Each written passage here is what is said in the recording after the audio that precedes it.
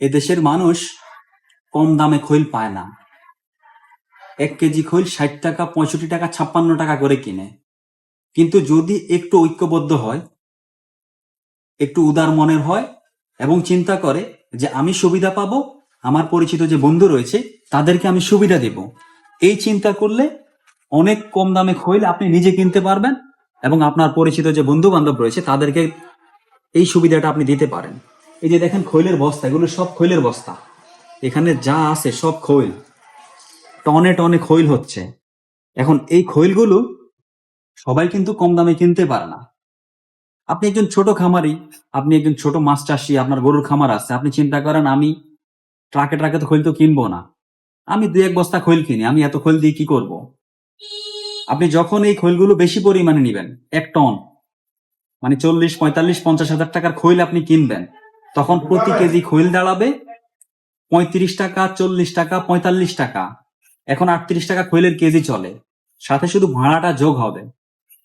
এখন আপনি চিন্তা করেন, আপনি 56 টাকা দিয়ে কিনতেছেন, আপনি 2 বস্তা, 3 বস্তা, 5 বস্তা আপনি খৈল কিনেন, আপনার পরিচিত 5 জন বন্ধু মিলে যদি 25 বস্তা খৈল নেন, তখন অনেক টাকা সাশ্রয় হবে। আপনি বিভিন্ন কোরিয়ার সার্ভিসের মাধ্যমে নিতে পারেন, অথবা ছোট ছোট pick up 1 ton, 2 ton, 5 ton, যার যেভাবে প্রয়োজন সেভাবে নেন। এখন অনেকে ফিড খাওয়ায়, ফিডের মধ্যে যে প্রোটিন থাকে 22%, 25%। ফিডে আবার মাছের গ্রোথটা ভালো হয়, সেখানে বিভিন্ন হরমোন থাকে, অ্যান্টিবায়োটিক থাকে, বিভিন্ন মেডিসিনের কারণে, সেজন্য অনেকের গ্রোথটা ভালো আসে।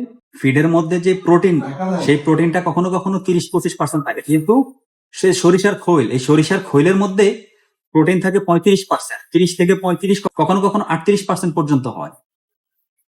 এখন আপনি চিন্তা করলে যদি নিম্নমানের ফিড হয়, সেটা চাইতেই খৈল উত্তম।